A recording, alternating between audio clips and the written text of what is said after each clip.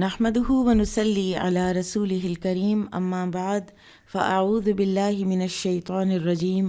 بسم اللہ الرحمن الرحیم رب اشرح لي صدری ویسر لي امری واحلل عقدۃ من لسانی یفقهوا قولی رب زدنی علما اللهم فقهنا في الدین اللهم انی اسألک ایمانا لا یرتد ونعیما لا ینفد ومرافقة محمد صلی اللہ علیہ وسلم فی اعلی جنت الخلد آمین یا رب العالمین۔ پچھلی دفعہ حدیث نمبر 4954 مس ہو گئی تھی، پہلے ہم وہ پڑھ لیتے ہیں سورہ العلق کے حوالے سے۔ قال محمد بن شہاب فأخبرني ابو سلمة بن عبد الرحمن ان جابر بن عبد الله الانصاری رضی اللہ عنہما قال قال رسول اللہ صلی اللہ علیہ وسلم، جابر بن عبداللہ انصاری رضی اللہ عنہما سے روایت ہے، انہوں نے کہا کہ رسول اللہ صلی اللہ علیہ وسلم نے فرمایا وَهُوَ يُحَدِّثُ عن فَتْرَةِ الْوَحْيِ، اور اس وقت آپ صلی اللہ علیہ وسلم تذکرہ کر رہے تھے فترۃ الوحی کا، یعنی اس زمانے کا جب وحی رک گئی۔ قال فی حدیثہ، تو آپ صلی اللہ علیہ وسلم نے فرمایا بینا انا امشی، اس اسنا میں کہ میں چل رہا تھا، سمعت صوتا من السماء، میں نے سنی ایک آواز آسمان سے، فرفعت بصری، تو میں نے اپنی نظر اٹھائی، فَإِذَا الْمَلَكُ الَّذِي جَاءَنِي بِحِرَاءٍ، تو وہ فرشتہ جو میرے پاس حرا میں آیا تھا، جالسٌ علی کرسی، وہ ایک کرسی پر بیٹھا تھا، بین السماء والارض، آسمان اور زمین کے درمیان۔ فَفَرِقْتُ مِنْهُ فَرَجَعْتُ فَقُلْتُ، تو میں اس سے بہت خوفزدہ ہوا اور میں لوٹا گھر واپس۔ فَقُلْتُ، تو میں نے کہا زملونی زملونی، مجھے چادر اڑا دو، مجھے چادر اڑا دو۔ فدثروہ، تو گھر والوں نے، انہوں نے آپ کو چادر اڑا دی، یعنی مجھے چادر اڑا دی۔ فانزل اللہ تعالی، تو اللہ سبحانہ و تعالی نے نازل کی یہ آیات، یا ایہا المدثر قم فانذر وربک فکبر وثیابک فطہر والرجز فہجر، یعنی اے چادر اوڑھ کر لیٹنے والے، اٹھیں اور لوگوں کو ڈرائیں، اپنے رب کی عظمت و بڑائی بیان کریں، اپنے کپڑوں کو پاک رکھیں اور بتوں سے الگ رہیں۔ قال ابو سلمۃ وہی الاوثان التی کان اہل الجاہلیت یعبدون، ابو سلمہ نے کہا الرجز سے مراد جاہلیت کے وہ بت ہیں جن کی لوگ پرستش کیا کرتے تھے۔ قال ثم تتابع الوحی، پھر راوی کہتے ہیں کہ اس کے بعد وحی مسلسل آنے لگی۔ ایک اور روایت میں ہے کہ رسول اللہ صلی اللہ علیہ وسلم نے فرمایا میں غار حرا میں ایک مدت کے لیے خلوت نشین تھا، یعنی تنہائی اختیار کیے ہوئے تھا۔ جب میں وہ مدت پوری کر کے پہاڑ سے نیچے اترا تو مجھے ایک آواز سنائی دی، میں نے اوپر کی طرف دیکھا تو مجھے کوئی دکھائی نہیں دیا، پھر بائیں طرف دیکھا تو ادھر بھی کوئی چیز دکھائی نہ دی، سامنے دیکھا تو ادھر بھی کچھ نظر نہ آیا، پیچھے کی طرف دیکھا تو ادھر بھی کوئی چیز نظر نہ آئی۔ اب میں نے اپنا سر اوپر کی طرف اٹھایا تو وہاں مجھے ایک چیز دکھائی دی۔ اس کے بعد میں خدیجہ کے پاس آیا رضی اللہ عنہا اور ان سے کہا مجھے کپڑا اڑا دو اور مجھ پر ٹھنڈا پانی ڈالو، چنانچہ انہوں نے مجھے کپڑا اڑا دیا اور مجھ پر ٹھنڈا پانی ڈال دیا۔ پھر یہ آیات نازل ہوئیں، یا ایہا المدثر قم فانذر وربک فکبر وثیابک فطہر والرجز فہجر، اور فترۃ الوحی کے بعد یہ پہلی وحی تھی جو رسول اللہ صلی اللہ علیہ وسلم پر نازل ہوئی، لہٰذا پہلی وحی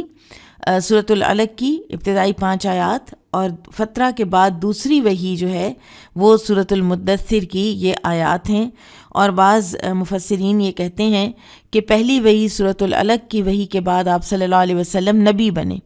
اور یا ایہا المدثر کی ان ابتدائی آیات کے بعد آپ کو رسالت دے دی گئی۔ تو اسی لیے ورقہ بن نوفل کے بارے میں جیسا ہم نے پڑھا تھا کہ وہ آپ صلی اللہ علیہ وسلم کی نبوت پر ایمان لائے تھے اور آپ کی رسالت سے پہلے ہی ان کا انتقال ہو گیا تھا۔ سورۃ لإیلاف، بسم اللہ الرحمن الرحیم، جس کو سورہ قریش بھی کہا گیا ہے۔ وقال مجاہد لإیلافی الف ذالک فلا یشق علیہم فی الشتاء والصیف۔ مجاہد نے کہا لإیلاف کا مطلب ہے کہ ان قریش کا دل سفر میں لگا دیا تھا، گرمی یا سردی کسی بھی موسم میں ان کے لیے سفر کرنا دشوار نہیں ہوتا تھا۔ وآمنہم من کل عدوہم فی حرمہم، وآمنہم ان کو حرم میں جگہ دے کر انہیں دشمنوں سے بھی بے فکر کر دیا گیا تھا۔ اور امام بخاری رحمہ اللہ نے اس میں کوئی مرفوع حدیث بیان نہیں کی، اور نہ ہی حدیث کی کسی شرح میں، خصوصاً ابن حجر کی جو ہے فتح الباری، اس میں بھی انہوں نے کوئی ایسی حدیث ایڈ نہیں کی کہ وہ آ سکتی تھی یہاں پر۔ بہرحال اگر آپ سیرہ اپنی ریوائز کر لیں تو نبی صلی اللہ علیہ وسلم کے جد امجد ہاشم جو تھے، یہ انہوں نے قریش کا جو ایک اکنامک ایک جو تھا نا، باقاعدہ ایک ٹرن اوور کیا تھا انہوں نے، کہ جب انہوں نے تجارت کو اس طرح سردی اور گرمی کے روٹس بنا کر ڈفرینٹ ملکوں میں لے جانے کا ایک طریقہ شروع کیا، اور اللہ سبحانہ وتعالیٰ نے ان پر، قریش پر یہ رحم کیا اور یہ احسان کیا، جس کو کہ اللہ تعالیٰ نے یہاں پر مینشن بھی کیا ہے کہ کس طرح تمہاری اکانومی تھرائیو کرتی ہے، کتنے تم ٹریول کرتے ہو، اور کہتے ہیں نا سفر وسیلہ ظفر، تو یہ نکلتے، یہ اپنے ہاں سے پروڈکٹس لے کے جاتے، وہاں سے لے کے آتے، ایک کاسموپولیٹن سٹی بنا ہوا تھا مکہ، اور اس کی وجہ ایک یہ بھی تھی، جیسے قرآن میں بھی آتا ہے، اس سے علاوہ سورہ قریش کے علاوہ بھی، کہ ارد گرد کے لوگ اچک لیے جاتے ہیں، یعنی راہزنی ہوتی ہے تو تم لوگوں کو کوئی کچھ نہیں کہتا، کیونکہ اگر کوئی راہزن آتے بھی تو یہ کہتے انا حرمی، میں حرم سے آ رہا ہوں، تو لوگ ان کو چھوڑ دیتے تھے۔ اتنا پرامن ان کے ٹریڈ روٹس ہوا کرتے تھے، کوئی ان کو انگلی تک نہیں ان کی طرف اٹھاتا تھا، ان کے کاروان کو، ان کے قافلے کو، ان کے سامان کو، تجارت کے سامان کو کوئی بری نظر سے دیکھنے کی جرت ہی نہیں کرتا تھا۔ تو یہ ظاہر ہے کہ اللہ سبحانہ وتعالیٰ کے اس گھر کی وجہ سے ان کے اوپر یہ ایک ان کو ایک عزت اور وقار اور آنر ملا ہوا تھا۔ تو اللہ تعالیٰ فرماتے ہیں فَلْيَعْبُدُوا رَبَّ هَذَا الْبَيْتِ، تو پھر اس گھر کے رب کی تمہیں چاہیے کہ تم عبادت کرو۔ اللہ تعالیٰ کے جتنے احسانات ہم میں سے ہر ایک کے اوپر ہیں، انسانوں کے اوپر، ہم میں سے ہر ایک کے اوپر، تو ہمیں چاہیے کہ اس کے شکر میں اللہ سبحانہ وتعالیٰ کی عبادت کیا کریں، اس کا شکر ادا کیا کریں، اور اللہ سبحانہ وتعالیٰ کا سب سے بڑا شکر یہ ہے کہ اس کی بندگی کی جائے، اس کی اطاعت کی جائے۔ سورۃ ارأیت یعنی سورہ الماعون۔ وقال ابن عیینۃ لإیلاف لنعمتی علی قریش،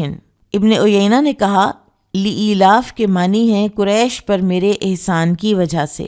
یہ پچھلی ہی سورہ کا لفظ ہے جو امام بخاری رحمہ اللہ یہاں لے آئے ہیں، ہو سکتا ہے سہون ہوا ہو۔ وقال مجاہد یدعو یدفع عن حقہ یقال هو من دعات یدعون، الطور 13 یدفعون۔ مجاہد نے کہا یدعو کے معنی ہیں کسی کو حق لینے سے روکتا ہے۔ یدعو کا لفظ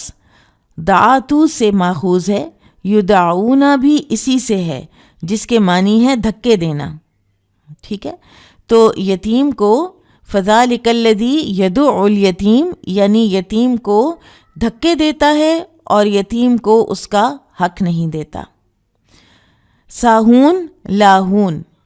ساہون کے معنی ہے لاہون، یعنی غافل اور بے خبر۔ لاہون لہو سے، الہاکم التکاثر، تمہیں غافل کر دیا کثرت نے، کثرت کی ہوس نے۔ والماعون المعروف کلہ، وقال بعض العرب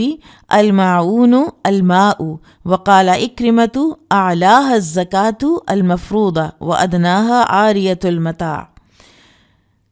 الماعون ہر اچھے کام کو کہتے ہیں، بعض عرب معاون پانی کو کہتے ہیں۔ اکرمہ نے کہا معاون کی اعلیٰ قسم فرض زکوٰۃ ہے اور ادنا قسم اشیاء خانہ کسی کو عاریتاً دینا ہے۔ معاون کے اصل معنی قلیل چیز کے ہیں، تھوڑی سی چیز۔ جو اخلاقاً اور مروتاً کسی کو ادھار دے دی جاتی ہے، جن کا آپس میں لین دین انسانیت کا تقاضا خیال کیا جاتا ہے۔ کسی کا اگر یہ جو معمولی آپ کے بال پوائنٹس ہوتے ہیں پلاسٹک کے پین، اگر کسی کو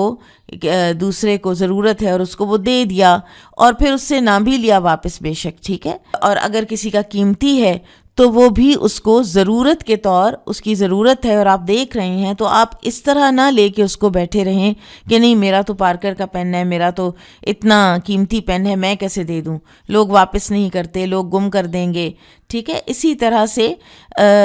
قیمتی چیزوں کے علاوہ عام معمولی جو گھر کے استعمال کی چیزیں ہوتی ہیں، جیسے نمک، جیسے ہنڈیا، جیسے گلاس، جیسے جگ، اگر کسی کو چاہیے، کسی کے گھر مہمان زیادہ ہو گئے ہیں، اس کے گھر میں چیزیں کم ہو گئی ہیں، وہ ہمسایوں سے منگوا بھیجتا ہے یا کسی دوست یا رشتہ دار سے منگوا بھیجتا ہے، تو یہ ایک انسانیت کا تقاضا ہے کہ اس طرح کی عام استعمال کی چیزیں آریتاً دیتے رہنا چاہیے۔ اب اس سورت کی تفسیر میں بھی امام بخاری رحمہ اللہ کوئی مرفوع حدیث تو نہیں لے کر آئے، لیکن ایک حدیث ہے جو یہاں آ سکتی ہے کہ ابن مسعود رضی اللہ عنہ فرماتے ہیں، ہم لوگ رسول اللہ صلی اللہ علیہ وسلم کے عہد مبارک میں المعون سے مراد ایسی چیز لیتے تھے جو آریتاً کسی کو استعمال کے لیے دی جائیں، مثلاً ڈول اور ہنڈیا وغیرہ۔ بہرحال کھلے دل سے عام چیزیں کسی کو آریتاً دے دینا یہ عمدہ اخلاق کی دلیل ہے، ٹھیک ہے۔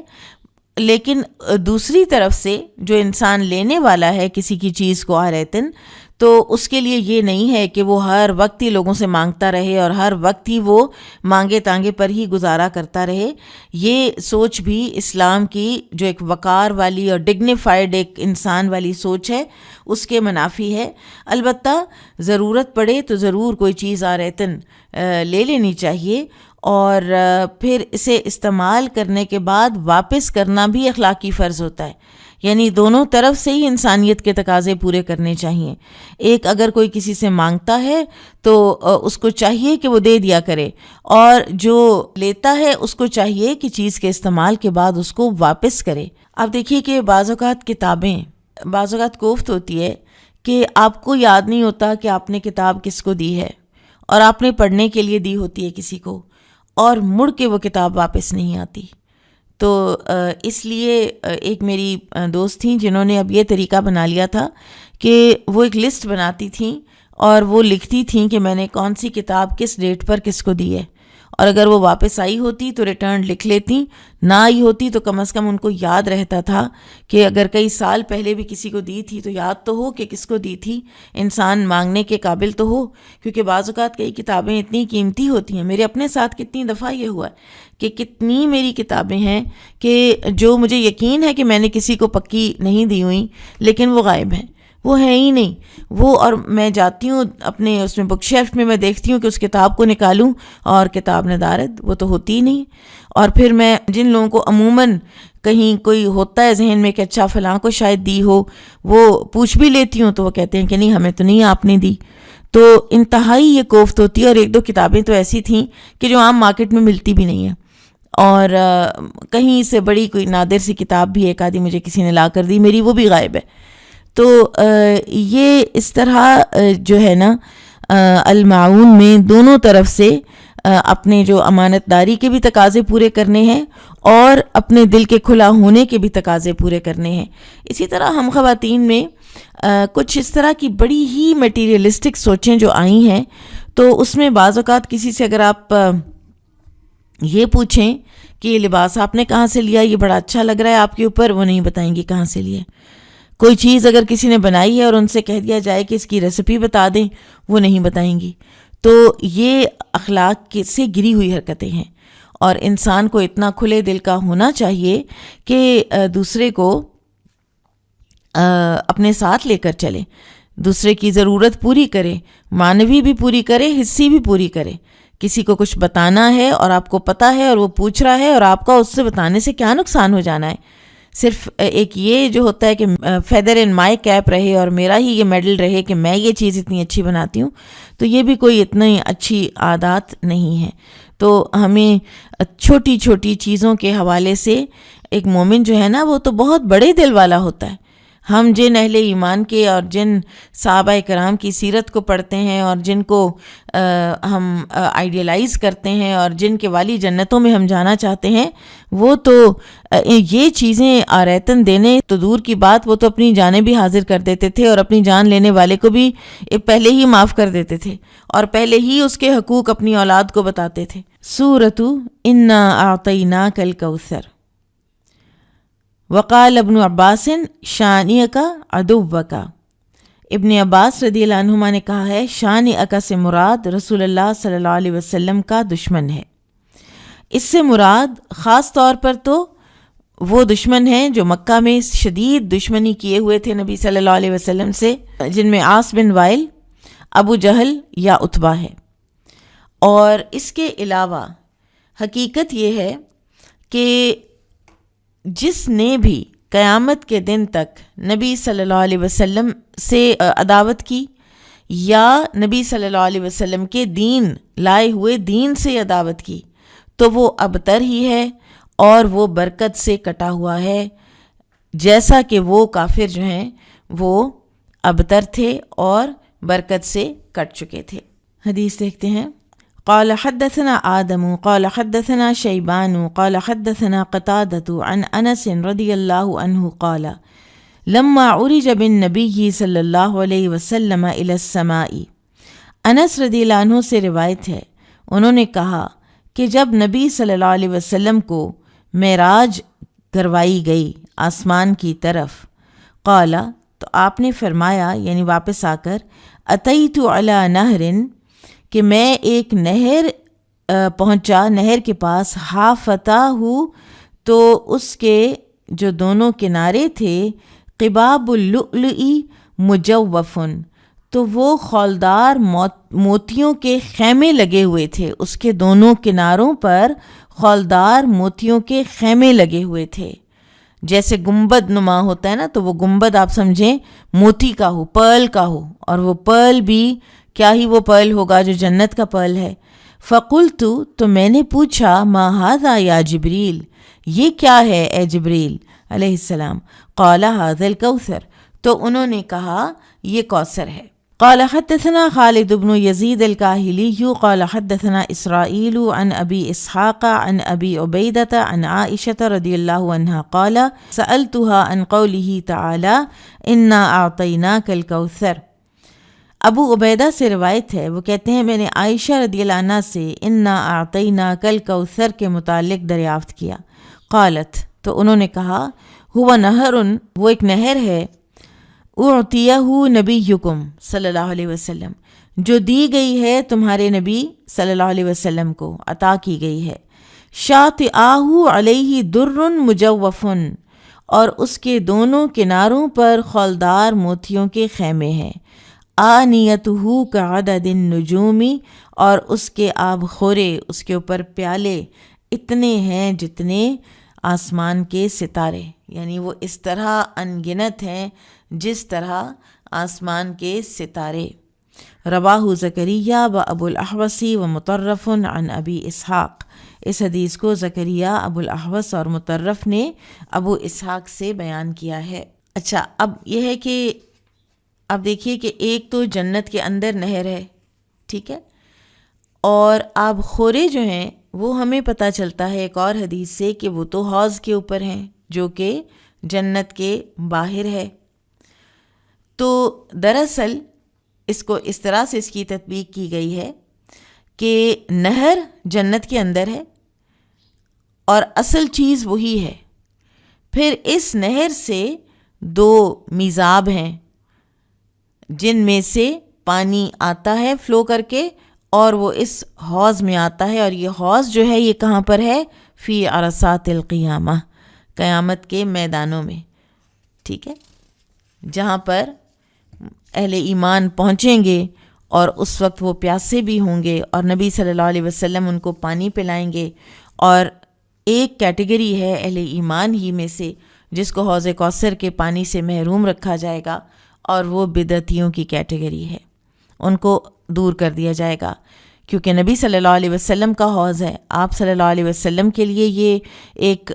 آنر آپ کو دیا گیا ہے، تو آپ صلی اللہ علیہ وسلم ہی کی سنت کو ترک کر کے بدعات کو پسند کرنے والے، کیونکہ جب کسی بدعت کو پروموٹ کیا جاتا ہے تب سنت جو ہے وہ پیچھے چلی جاتی ہے، سنت بیک گراؤنڈ میں جاتی ہے، سنت جتنی بدعت آگے آتی ہے اس کے بقدر سنت اٹھ جاتی ہے۔ تو وہ سنت کو رائج کرنے والے نہ تھے، بلکہ سنت کو بیک گراؤنڈ میں پھینکنے والے لوگوں میں سے تھے، تو پھر حوض کوثر کا پانی وہ کیسے ڈیزرو کر سکتے ہیں؟ تو بدعات کرنے والوں کو وہاں سے ہٹا لیا جائے گا، اور حدیث میں آتا ہے کہ نبی صلی اللہ علیہ وسلم ان کو پہچان لیں گے، کیونکہ وہ آثار وضو سے پہچانے تو جا رہے ہوں گے، امت پہچانی تو جا رہی ہوگی، تو آپ صلی اللہ علیہ وسلم فرمائیں گے کہ یہ تو میرے اصحاب ہیں، ان کو کیوں مجھ سے دور کر رہے ہو؟ تو آپ صلی اللہ علیہ وسلم سے عرض کی جائے گی کہ آپ کو نہیں پتہ کہ آپ کے بعد ان لوگوں نے آپ کے پیچھے آپ کے دین میں کیا کیا تغیر کر دیا تھا، کیا کیا تبدیلیاں کر دی تھیں۔ تو پھر آپ صلی اللہ علیہ وسلم فرمائیں گے سحقاً سحقاً لمن غیر بعدی، دوری ہو اس شخص کے لیے جس نے میرے بعد دین کو بدل ڈالا۔ اور اسی طرح بدعت کے بارے میں آپ صلی اللہ علیہ وسلم نے فرمایا کہ جس کسی نے ہمارے اس دین میں، اس معاملے میں، دین کے معاملے میں کوئی نئی چیز ایجاد کی تو وہ مردود ہے، وہ چیز رد کر دی جائے گی، وہ ایکسیپٹ نہیں کی جائے گی، چاہے وہ کتنی ہی محنت کر کے، کتنی ہی مشقت کر کے، کوئی سفر کر کے، کوئی ٹریول کر کے۔ مجھے کسی نے بتایا کہ ان کے کوئی خواتین تھیں جو انڈیا جاتی تھیں، اجمیر شریف پہنچتی تھیں اور وہاں پر خواجہ معین الدین چشتی کی قبر پہ چادر چڑھا کے دعائیں کرتی تھیں اور منتیں مانتی تھیں۔ تو وہ چاہے جتنی بھی مشقت ہو تو وہ اس دن اس کا کوئی اجر نہیں ملنے لگا، اور آپ اپنے گھر میں بیٹھ کر چند منٹ لگا کر ڈائریکٹ اللہ تعالیٰ کے ساتھ اس طرح سے دعائیں کریں جس طرح سے کہ نبی صلی اللہ علیہ وسلم نے سکھائی ہیں، تو ان کا وزن قیامت کے دن پتہ نہیں کتنا ہی ہو جائے گا انشاءاللہ۔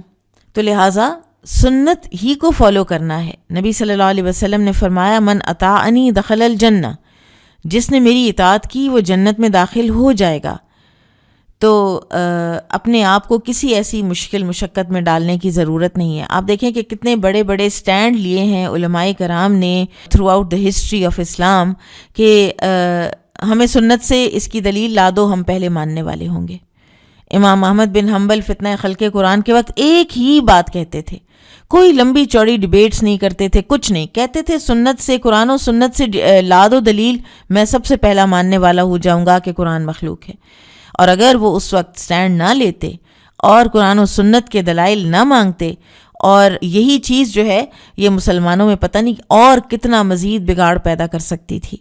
کیونکہ پھر ان کے سٹینڈ لینے کی وجہ سے یہ فتنہ اگلی ایک دو نسلوں کے بعد ڈائی آؤٹ ہو گیا۔ تو اسی طرح سے مختلف جو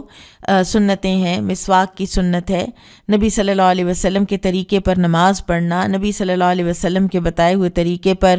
وضو کرنا، پھر اسی طرح کچھ ایسی سنتیں ہیں کہ جو آپ کے صرف اتباع میں آتی ہیں، جن کا فرض نہیں ہے، جن کے بغیر بھی زندگی کی روٹین چلتی ہے، سونے کا طریقہ، کھانے کا طریقہ، لیٹنے کا طریقہ، چلنے کا طریقہ، آپ صلی اللہ علیہ وسلم کے بتائے ہوئے طریقے کے عین مطابق حج و عمرہ کرنا، یہ سب چیزیں جو ہیں یہ انشاءاللہ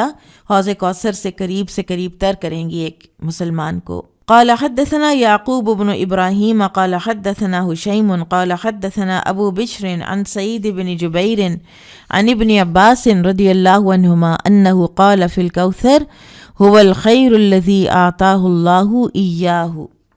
ابن عباس رضی اللہ عنہما سے روایت ہے، انہوں نے کوثر کی تفسیر کرتے ہوئے فرمایا کہ اس سے مراد خیر کثیر ہے جو اللہ نے آپ کو دی۔ قال ابو بشر قلت لسعید بن جبیر فإن الناس يزعمون أنه نهر في الجنة۔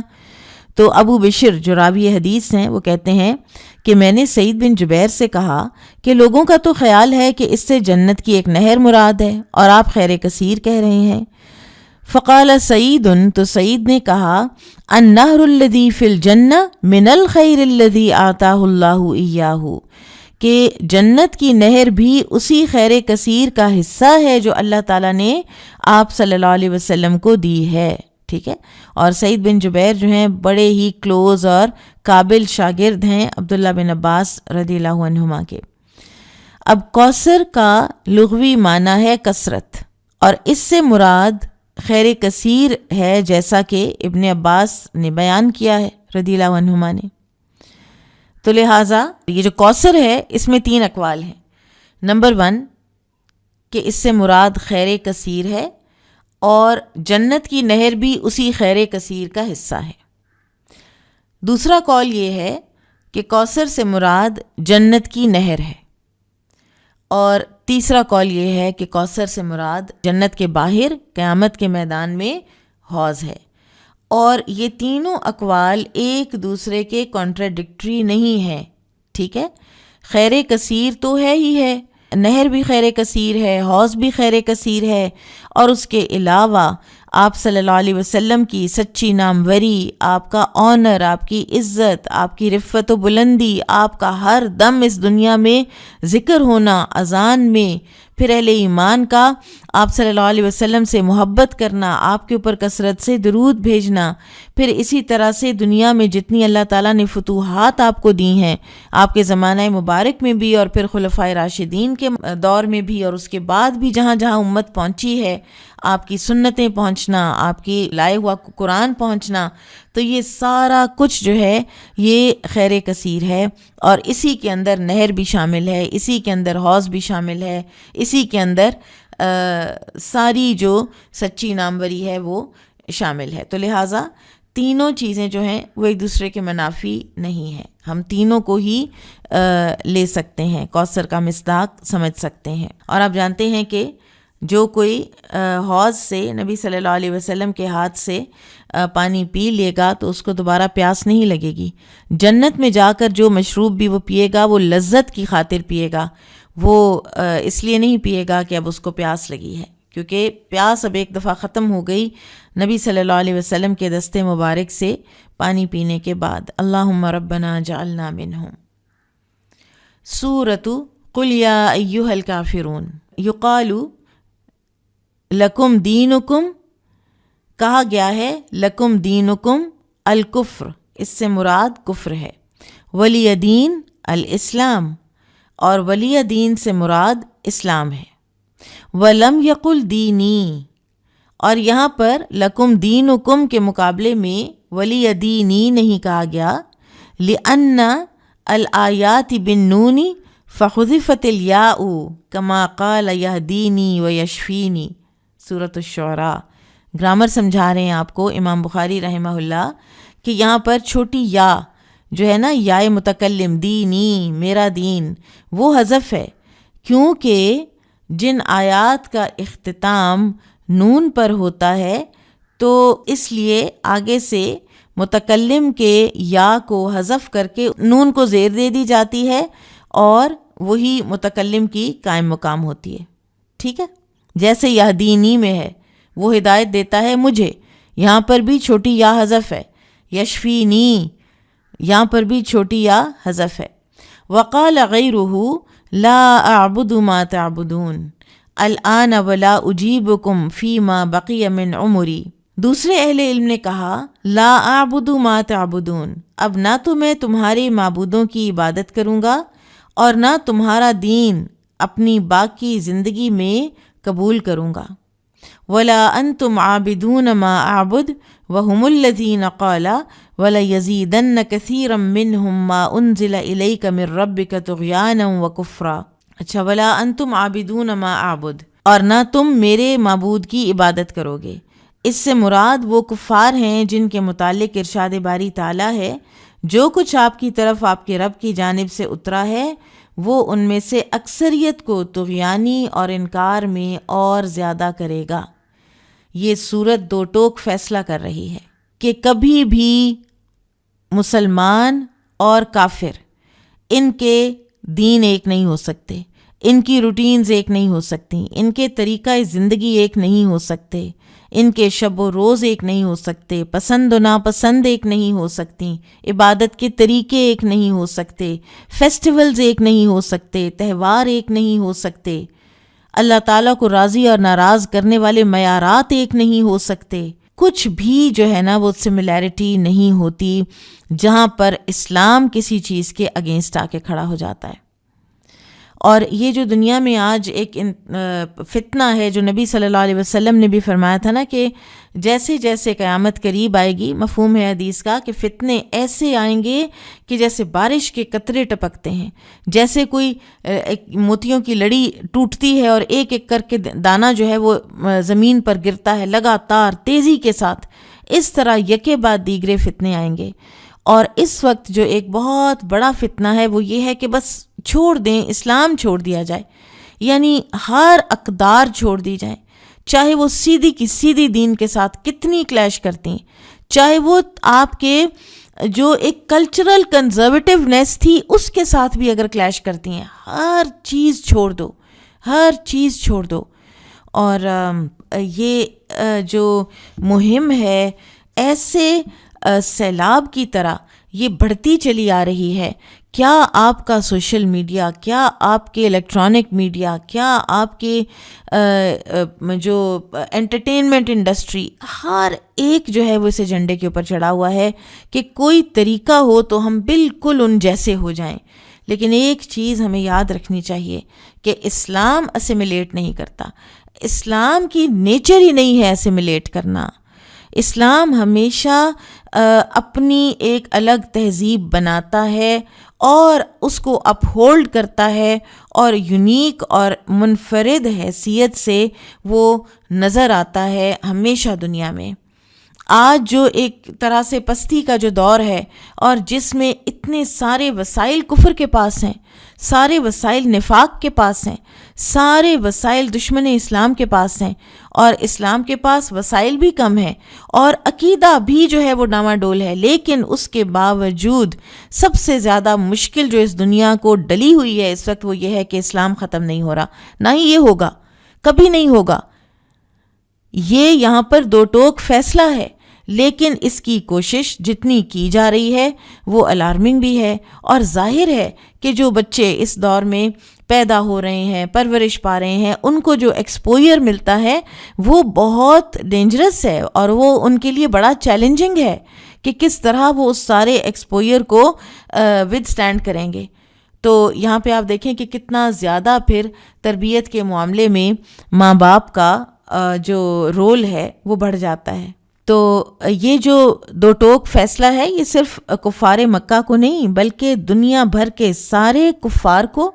اور جو بھی نام کے بھی مسلمان ہیں ان کو واضح الفاظ میں بتا دیا گیا ہے کہ مشرکین اپنے معبود اپنے پاس رکھیں۔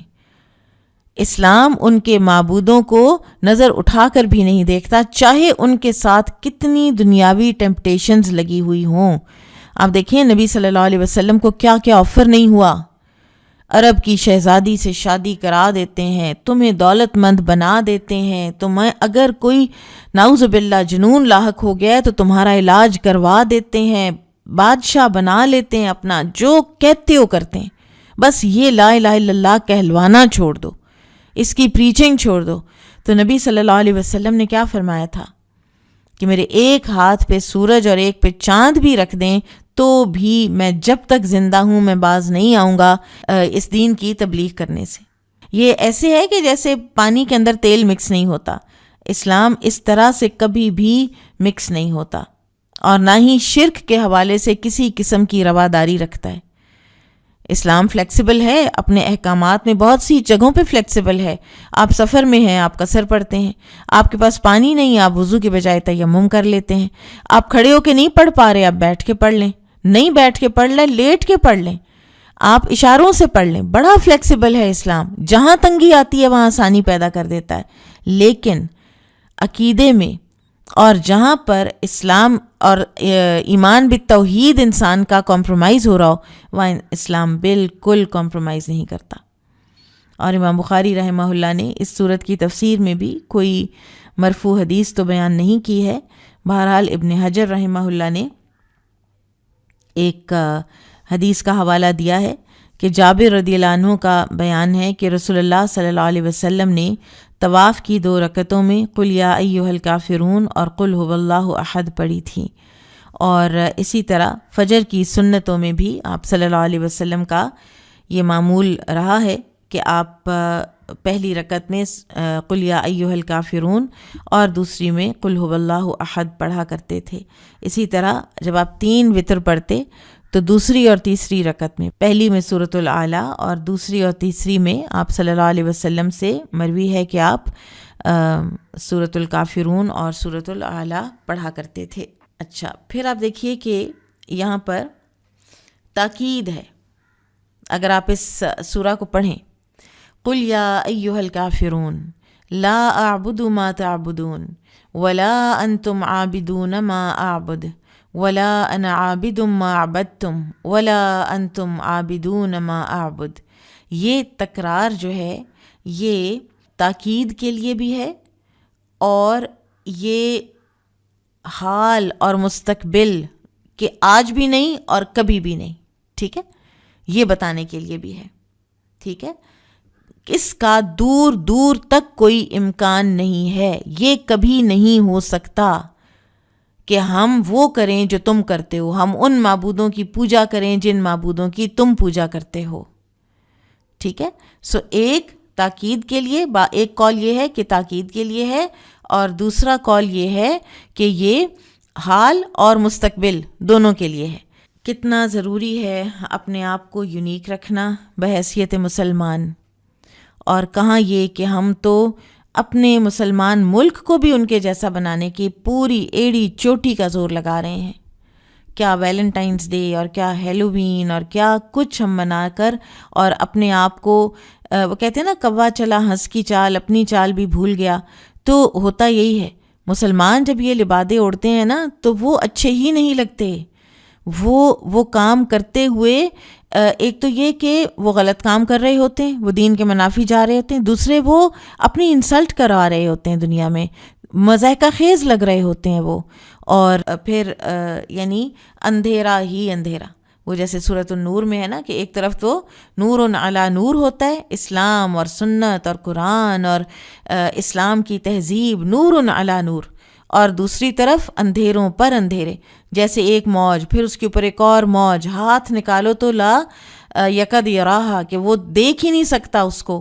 اپنے ہاتھ کو نہیں دیکھ پاتا، اپنے باڈی پارٹ کو نہیں دیکھ پاتا۔ اتنے اندھیرے ہیں کہ انسان اپنی پہچان ہی بھول جائے، انسان کو یاد ہی نہ رہے کہ وہ اس کی اٹھان کیا ہے، اور جو اس کے پاسپورٹ پر یا اس کے مختلف جو اس کے ڈاکیومنٹس ہیں، اس کے اوپر جس خانے میں ریلیجن کا خانہ ہے اس کے آگے جہاں وہ مسلم لکھتا ہے، اور ویسے ویسٹ میں تو اب یہ خانے ہی ختم کر دیے گئے ہیں، یہاں تک کہ جینڈر کے خانہ بھی ختم کیا جا رہا ہے۔ تو اور ہم ہیں کہ ہم اسی بھیڑ چال میں ہم پیچھے پیچھے چلے ہوئے ہیں، اور چاہے ہم میں سے بیشتر کو یہ سورہ حفظ ہو، لکم دینکم ولی دین، چاہے سورہ حفظ ہو اور چاہے اس کو نمازوں میں بھی پڑھتے ہوں، اور اس کے باوجود چلے ہوئے ہیں اسی راستے کے اوپر جو راستہ سیدھا تباہی اور بربادی کی طرف لے کر جاتا ہے، دنیا میں بھی اور آخرت میں بھی۔ اللہ ہمیں معاف فرمائے اس طرح کے انجام سے۔ سورۃ اذا جاء نصر اللہ۔ قال حدثنا الحسن بن الربيع قال حدثنا ابو الاحوص عن الاعمش عن ابي الضحى عن مسروق عن عائشة رضي الله عنها قالت ما صلى النبي صلاة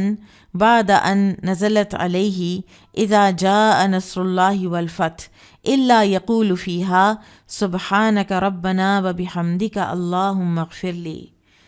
عائشہ رضی اللہ عنہ سے روایت ہے، انہوں نے فرمایا کہ سورہ اذا جاء نصر اللہ والفتح کے نازل ہونے کے بعد رسول اللہ صلی اللہ علیہ وسلم نے کوئی نماز ایسی نہیں پڑھی جس میں آپ یہ دعا نہ پڑھتے ہوں، تیری ذات پاک ہے اے ہمارے رب، اور تیرے ہی لیے تعریف ہے، اے اللہ میری مغفرت فرما دے۔ سبحان اللہ، جب کوئی بھی مشن تکمیل پہ پہنچ رہا ہو اور پوری کامیابی کے ساتھ پیک پہ تھا اس وقت اسلام، جب نبی صلی اللہ علیہ وسلم اس دنیا سے تشریف لے گئے ہیں اور آپ معصوم عن الخطا تھے، اس کے باوجود جب آپ صلی اللہ علیہ وسلم کا مشن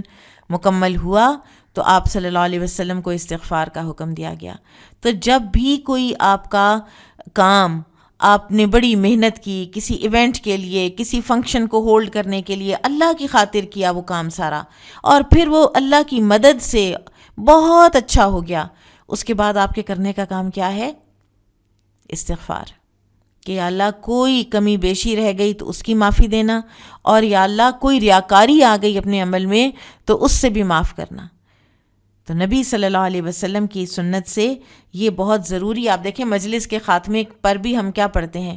ہم استغفار پڑھ رہے ہوتے ہیں، اور اس استغفار کے پڑھنے سے کیا ہوتا ہے؟ اس مجلس کی جو بھی کوئی ہم سے کوتاہیاں کمیاں رہ گئی ہوتی ہیں تو وہ معاف کر دی جاتی ہیں اور اس کے اجر پر مہر لگا دی جاتی ہے. تو لہٰذا استغفار جو ہے، آپ دیکھیں ابراہیم اور اسماعیل علیہ السلام کعبہ کی تعمیر کر رہے ہیں، اس سے بڑا نیکی کا اور کام کیا ہوگا؟ 2 انبیاء کرام ہیں اور دونوں مل کے باپ بیٹا ایک بے آب و گیا وادی میں اللہ پر توکل کرتے ہوئے پتھر ڈھو کے لاتے ہیں اور وہ بنا رہے ہیں کعبہ، اللہ کا گھر بنا رہے ہیں، اور ساتھ کیا کہہ رہے ہیں؟ ربنا تقبل منا انک انت السمیع العلیم وتب علینا انک انت التواب الرحیم. کس بات کی توبہ، کس بات کی معافی کہ یا اللہ کوئی کوتاہی رہ گئی ہو تو معاف کر دینا، یا اللہ کوئی نیت میں ادھر ادھر کہیں سے کوئی خلل آئے تو یا اللہ اس کو معاف کر دینا. بہت بہت ضروری ہے پڑھانے والوں کے لیے. سمجھیں کہ ہم نے لیکچر بڑا اچھا دے دیا ہے، اسی وقت استغفار کریں. سمجھیں کہ ہم نے بڑی محنت کر لی ہے، سمجھیں کہ ہمارا فلاں ہم نے کوئی چیز ہولڈ کرنی تھی، ہم نے کوئی فنکشن ہولڈ کرنا تھا، ہم نے تکمیل قرآن کرنی تھی، ہم نے فن فیئر کرنا تھا، جو چیز بھی آپ کریں اللہ کی خاطر آپ کر رہے ہیں، اس کے اندر پوری جان ماریں، اور پوری جان مارنے کے بعد جب وہ ختم ہو تو پھر استغفار کریں. ہمارا عموماً طریقہ ہوتا ہے کہ ہم ایک دوسرے کو مبارک دیتے ہیں، اچھی بات ہے، وہ بھی ایک دوسرے کا دل بڑا کرنا چاہیے، لیکن سنت کے مطابق کرنے کا کام اولین کیا ہے؟ واستغفر، استغفار. بابن، اس کا امام بخاری رحمہ اللہ نے عنوان نہیں باندھا. قال حدثنا عثمان بن ابی شیبة قال حدثنا جریر عن منصور عن ابی الضحى عن مسروق عن عائشة رضی اللہ عنہا قالت كان رسول اللہ صلی اللہ علیہ وسلم يكثر ان يقول في ركوعه. عائشہ رضی اللہ عنہ سے روایت ہے کہ رسول اللہ صلی اللہ علیہ وسلم کثرت سے اپنے رکوع میں و سجودہ اور اپنے سجدوں میں کیا پڑھا کرتے تھے؟ سبحانک اللہم ربنا و بحمدک اللہم اغفر لی. یتأول القرآن، اور آپ نے یہ قرآن کی تعویل کی تھی، قرآن کے حکم پر عمل اس طرح کرتے تھے.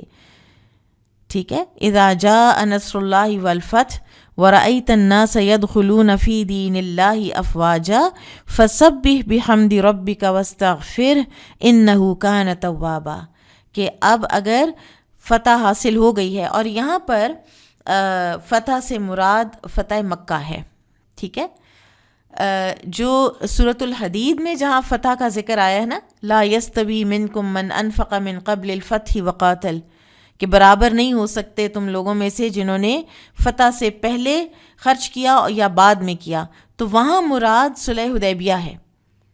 فتح سے مراد صلح حدیبیہ ہے. لیکن یہاں سورہ النصر میں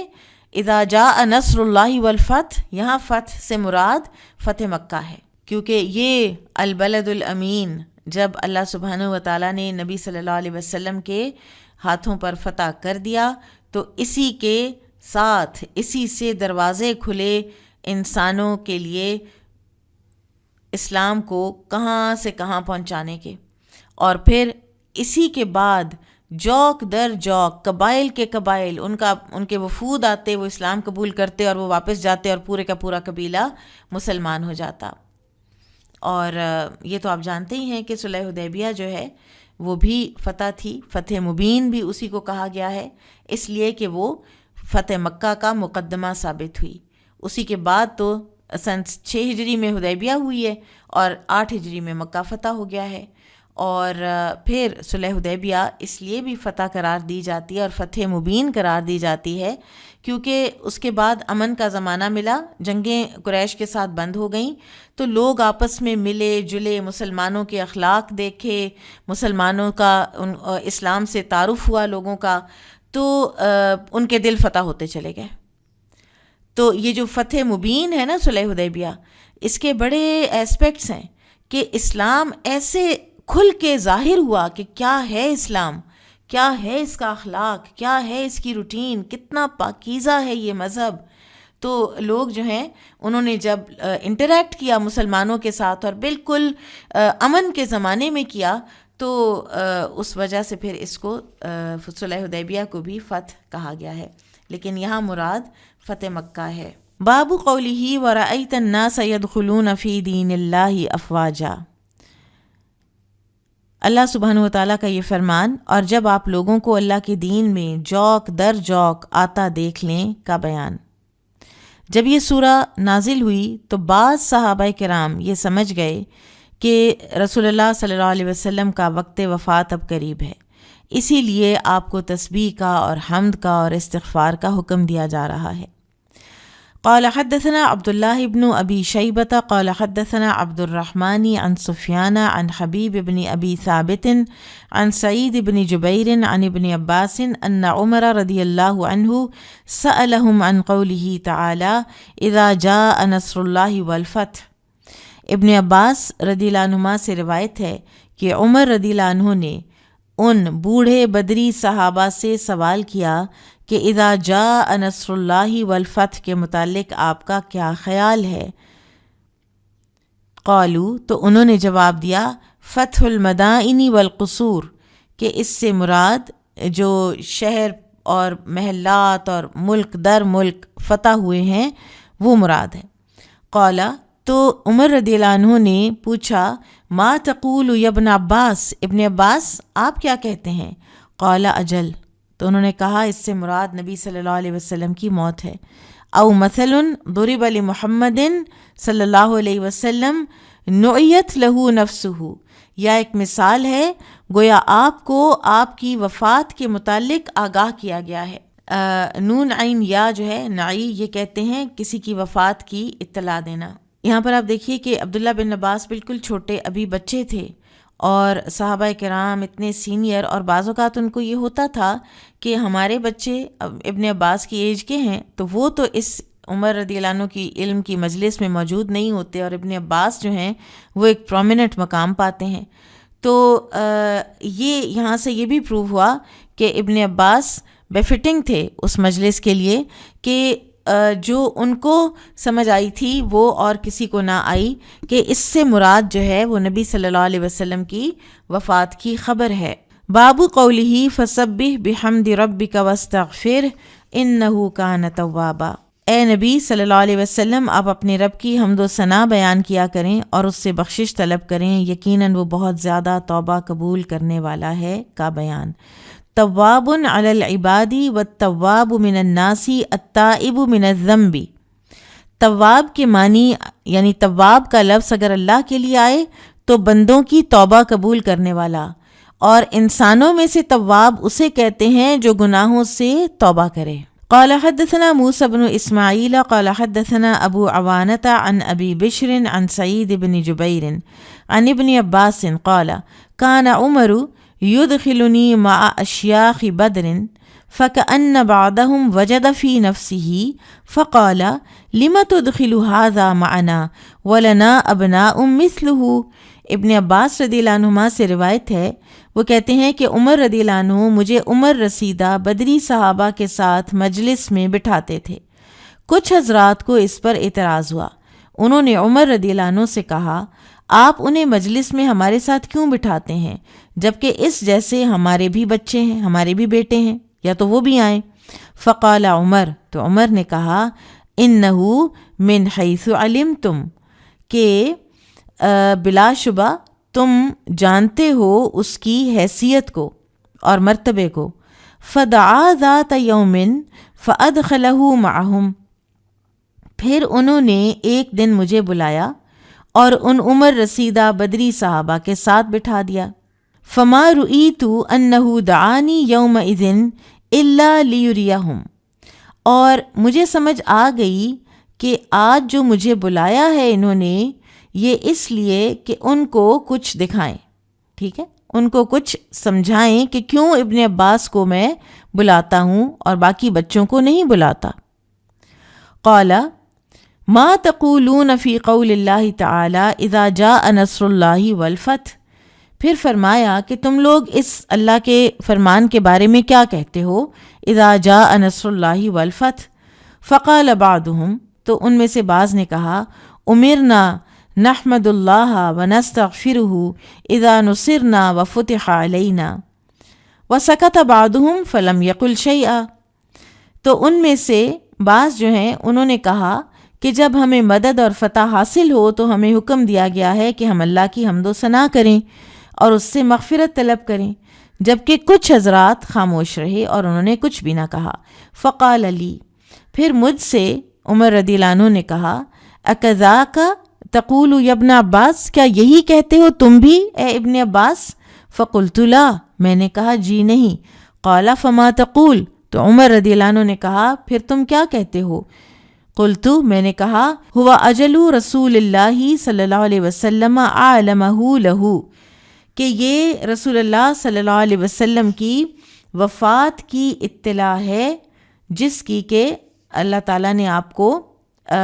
جانکاری کرائی، یا یہ فتوحات اور یہ ساری جو یہ سورہ ہے اس کا آنا آپ کی وفات کی علامت ہے، حالانکہ وفات کا تو کہیں ذکر ہی نہیں ہوا ہوا۔ قال اذا جاء نصر اللہ والفتح وذلک علامت اجلک، پھر انہوں نے کہا کہ اذا جاء نصر اللہ والفتح یہ آپ صلی اللہ علیہ وسلم کی وفات کی علامت ہے۔ فسبح بحمد ربک واستغفر انہ کان توابا، فقال عمر ما اعلم منہا الا ما تقول، تو انہوں نے اگلی آیت بھی پڑھی اور پھر حضرت عمر رضی اللہ عنہ نے فرمایا میں بھی وہی جانتا ہوں جو تم نے کہا۔ اور اسی صورت کے نزول کے بعد آپ صلی اللہ علیہ وسلم نے جان لیا تھا کہ میری بعثت کا مقصد پورا ہو چکا ہے،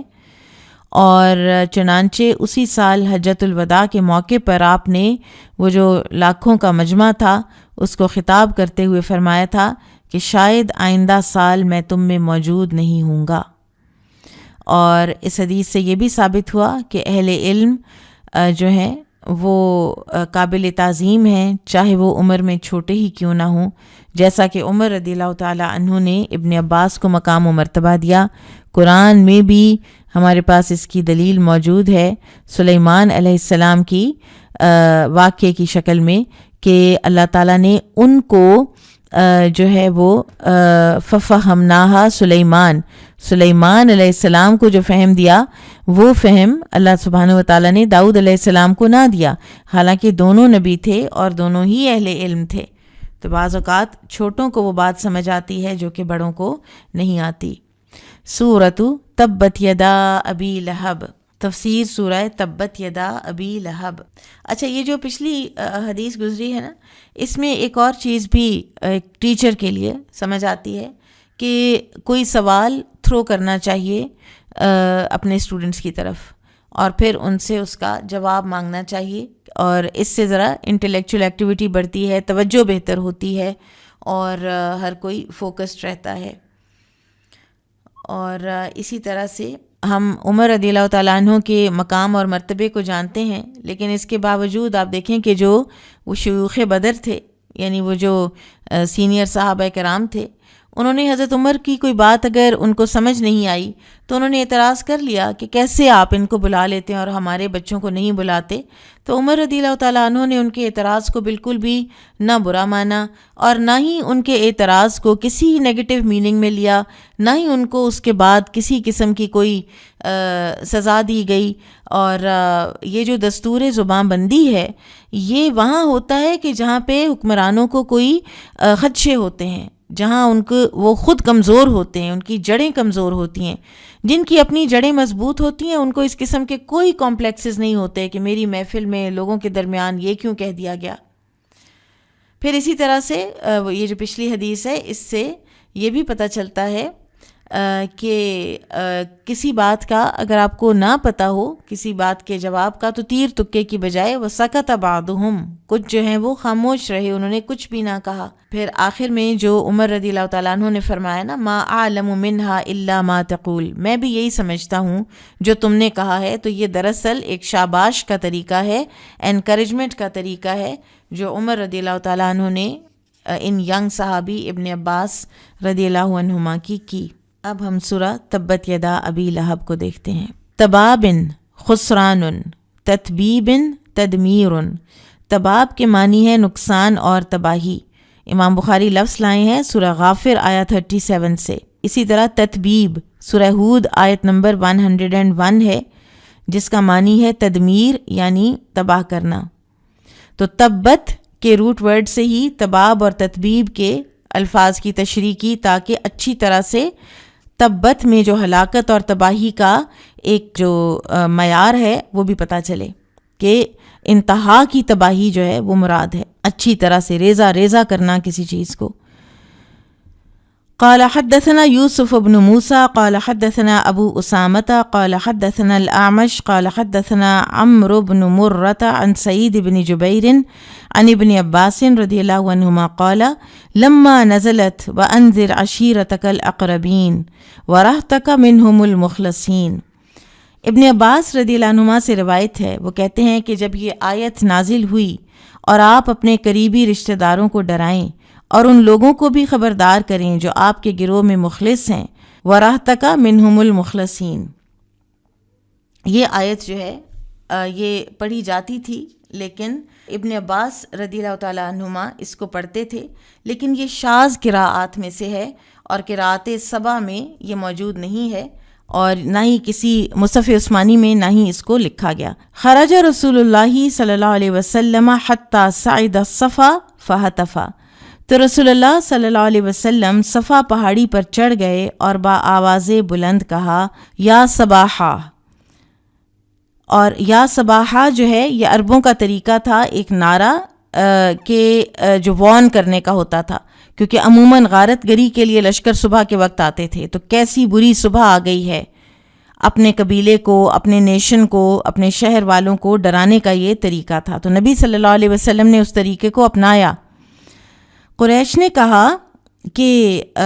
فقالو من ھذا، یہ کون ہے؟ فاجتمعوا الیہ، پھر وہ سارے نکلے، جمع ہو گئے آپ صلی اللہ علیہ وسلم کی طرف۔ فقالا، تو آپ نے فرمایا ارأیتم ان اخبرتکم ان خیلا تخرج من صفی ھذا الجبل اکنتم مصدقیہ، تمہارا کیا خیال ہے کہ اگر میں تمہیں بتاؤں کہ ایک لشکر اس پہاڑ کے پیچھے سے آنے والا ہے تو کیا تم مجھے سچا خیال کرو گے؟ قالوا ما جربنا علیک کذبا، ہم نے تو کبھی آپ کے ساتھ جھوٹ کا تجربہ نہیں کیا۔ قالا، تو پھر آپ صلی اللہ علیہ وسلم نے فرمایا فإنی نذیر لکم بین یدی عذاب شدید، پھر میں تمہیں اس عذاب سے ڈراتا ہوں جو تمہارے سامنے آ رہا ہے۔ قال ابو لہب، تو ابو لہب نے کہا تبن لک، نعوذ باللہ، تیری تباہی ہو، ما جمعتنا الا لہذا، تو نے اس کام کے لیے ہمیں اکٹھا کیا تھا یہاں پر۔ ثم قام، پھر آپ صلی اللہ علیہ وسلم وہاں سے روانہ ہوئے۔ فنزلت، تو یہ صورت نازل ہو گئی، تبت یدا ابی لہب وتب وقد تب ھکذا قرأها الاعمش یومئذ۔ پھر آپ صلی اللہ علیہ وسلم وہاں سے روانہ ہوئے تو یہ صورت نازل ہوئی، تبت یدا ابی لہب وتب۔ اعمش نے اس آیت کو یوں پڑھا ہے وقد تب، یعنی وہ یقیناً تباہ ہو چکا۔ ابو لہب کا نام عبد العزیٰ بن عبد المطلب تھا۔ ابو لہب اس کی کنیت تھی، خوب گورا چٹا خوبصورت تھا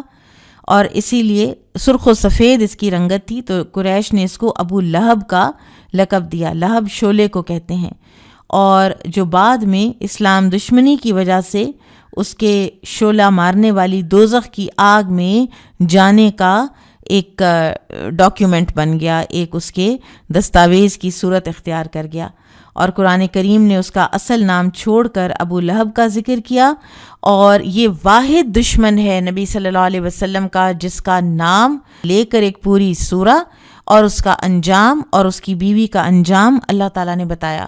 اس لیے کہ نمبر 1 یہ بدترین دشمن تھا، بدترین دشمنی کرتا تھا، اور نمبر 2 یہ چچا تھا۔ اور نبی صلی اللہ علیہ وسلم جب یتیم ہوئے اور عبد المطلب کی بھی جب وفات ہوئی تو یہ بہت امیر تھا اور ابو طالب غریب تھے، اور ابو لہب کو چاہیے تھا کہ آپ صلی اللہ علیہ وسلم کو اپنی کفالت میں لیتا، لیکن اس کی بخیلی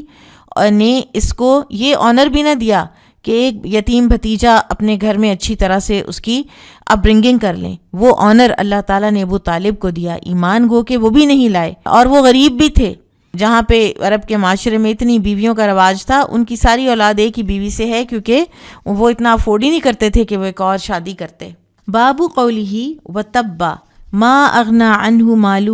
وما کسب، اور وہ تباہ ہوا، نہ اس کا مال اس کے کام آیا اور نہ وہ جو اس نے کمایا۔ قال حدثنا محمد بن سلام قال اخبرنا ابو معاویہ قال حدثنا الاعمش عن عمرو بن مرة عن سعید بن جبیر عن ابن عباس ان النبی صلی اللہ علیہ وسلم، ابن عباس رضی اللہ عنہما سے روایت ہے کہ نبی صلی اللہ علیہ وسلم خرج الی البطحاء، بطحاء کی طرف تشریف لے گئے، فصعد الی الجبل، پھر ایک پہاڑ پر چڑھ گئے، فنادا، پھر آپ نے آواز لگائی، یا صباحا، یہ جو ان کا یا صباحا کا نعرہ تھا۔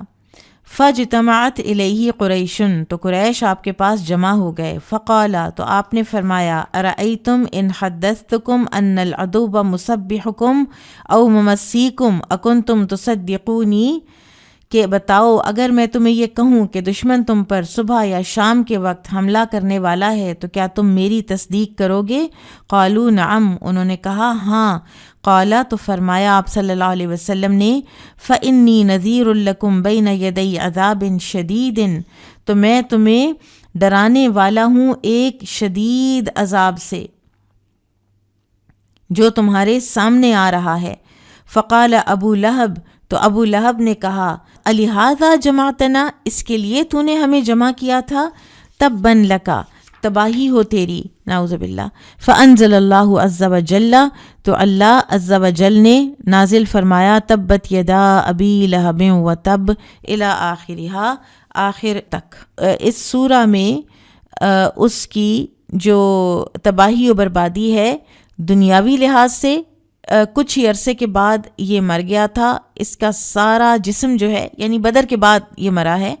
تو اس کا سارا جسم کوئی عجیب سی اسکن ڈیزیز کا شکار ہو گیا تھا، اور پھر یہ مرا پڑا تھا، اور کسی نے اس کے بیٹوں کو آر دلائی کہ تم جاؤ اور اپنے باپ کو دفن تو کرو، اور سب کو یہ تھا کہ کہیں ہمیں بھی وہ کنٹیجس ڈیزیز نہ ہو جائے۔ تو اس نے کہا میں تمہارے ساتھ چلتا ہوں، اور پھر کسی لکڑی سے اس کی لاش کو دھکیلتے دھکیلتے کسی چٹان سے نیچے پھینکا گیا، اور اوپر سے پتھر برسا کے اس کو کور کیا گیا۔ یہ تو اس کا دنیا میں انجام ہوا، اور قیامت کے دن یہ شعلے والی بھڑکتی ہوئی آگ میں ڈالا جائے گا، اور قیامت کے دن تک جب تک قرآن پڑھا جاتا رہے گا، قرآن مجید میں اس بندے کا نام ایک تباہی اور بربادی کے سمبل کے طور پر لیا جاتا رہے گا۔ اور پھر ٹوٹ گئے اس کے ہاتھ سے، مراد ہے کہ اس کی طاقت ٹوٹ گئی، اس کا مشن نامکمل رہ گیا، شکست کھائی اس نے اپنے مشن میں بھی، ٹھیک ہے۔ تو ایک اس کے اپنے ذاتی تباہی اور پھر اس کے مشن کی بھی تباہی۔ آپ دیکھیں سورۃ النصر، نبی صلی اللہ علیہ وسلم کے مشن کی مکمل کامیابی، اور سورہ لہب، ابو لہب اور اس جیسے کافروں کے مشن کی مکمل تباہی و بربادی۔ باب قولہ سیصلی نارا ذات لہب، وہ عنقریب بھڑکتی ہوئی آگ میں داخل ہوگا۔ قال حدثنا عمر بن حفص قال حدثنا ابی قال حدثنا الاعمش قال حدثني عمرو بن مرة عن سعید بن جبیر عن ابن عباس رضی اللہ عنہما قال ابو لہب تبا لک الہذا جمعتنا فنزلت تبت یدا ابی لہب۔ ابن عباس رضی اللہ عنہما سے روایت ہے کہ ابو لہب نے کہا، تو تباہ ہو جائے، کیا تو نے ہمیں اس لیے جمع کیا تھا؟ اس پر یہ آیت نازل ہوئی، تبت یدا ابی لہب وتب۔ بابو وامرأتہ حمالۃ الحطب، اور اس کی بیوی جو ایندھن اٹھائے پھرتی ہے، ام جمیل اس کا نام تھا، اور اروا نام تھا، اروا یا عروا، اور کنیت جمیل تھی، اور نبی صلی اللہ علیہ وسلم کی سخت بغض رکھتی تھی، اور اس نے دشمنی کر لی تھی اس صورت کے نزول کے بعد خاص طور پر، اور اس سے پہلے جب نبی صلی اللہ علیہ وسلم نے اسلام کی طرف بلایا. اور جب آپ نے اسلام کی طرف نہیں بلایا ہوا تھا، ابھی آپ نبی نہیں تھے، تو تب تو بڑی پسندیدگی تھی، تب تو نیبرہڈ تھا. اور آپ صلی اللہ علیہ وسلم کی 2 بیٹیاں سیدہ رقیہ اور سیدہ کلثوم رضی اللہ عنہما ابو لہب کے 2 بیٹوں کے نکاح میں تھیں، رخصتی نہیں ہوئی تھی، ابھی نکاح میں تھیں، اور اس صورت کے بعد اس بدبخت نے ان دونوں بچیوں کو طلاق بھی بھجوائی تھی، اور اللہ سبحانہ و تعالیٰ نے ان کو بہترین نعم البدل دیا. اللہ سبحانہ و تعالیٰ نے ان کو بچا لیا ایک ایسے گھرانے سے کہ جس میں اتنی دین کی دشمنی تھی. بہرحال وقال مجاہد حمالۃ الحطب تمشی بالنمیمہ، مجاہد کہتے ہیں حمالۃ الحطب سے مراد یہ ہے کہ وہ چغل خوری کرتی تھی. فی جیدہا حبل من مسد یقال من مسد لیف المقلی وہی السلسلۃ التی فی النار. فی جیدہا حبل من مسد کہا جاتا ہے کہ مسد سے مراد کھجور کی چھال سے بنی ہوئی رسی ہے، اور اس سے مراد وہ زنجیر ہے جو دوزخ میں اس کے گلے میں ہوگی. یہ عورت اتنی بری ہمسائی بن گئی کہ یہ جنگل سے خاردار جھاڑیاں کاٹ کر لاتی اور رات کے اندھیرے میں رسول اللہ صلی اللہ علیہ وسلم کے گھر کے آگے ڈال دیتی، تاکہ جب صبح کے وقت آپ بیت اللہ جائیں تو آپ کے پاؤں میں کانٹے چبھیں. اور بہت ہی فسادن اور بہت ہی بدزبان عورت تھی، خوبصورت تھی، اور اپنے گلے میں سونے کا ایک ہار پہن کے رکھتی تھی، اور کہا کرتی تھی کہ میں ہار بیچ کر محمد صلی اللہ علیہ وسلم کی مخالفت میں اس کی رقم خرچ کروں گی. اور اللہ کا کرنا ایسا ہوا کہ جس کھجور کی رسی سے گھاس اور لکڑیاں وغیرہ باندھا کرتی تھی وہی اس کی گردن میں اٹک گئی اور ایسی پھنسی کہ اس کی موت کا باعث بن گئی. یہی عورت ہے کہ جو نبی صلی اللہ علیہ وسلم کو محمد کی بجائے مذمم کہتی اور آپ صلی اللہ علیہ وسلم کے لیے اشعار پڑھتی. مذمم عصینا، مذمم کی ہم نے نافرمانی کی، وامرہ قلینا، اور اس کے امر کو ہم نے ریجیکٹ کیا، اس کے معاملے کو ہم نے ریجیکٹ کیا. اور نبی صلی اللہ علیہ وسلم کا اتنا پازیٹیو اور اتنا مثبت انداز تھا واپسی. آپ فرماتے تھے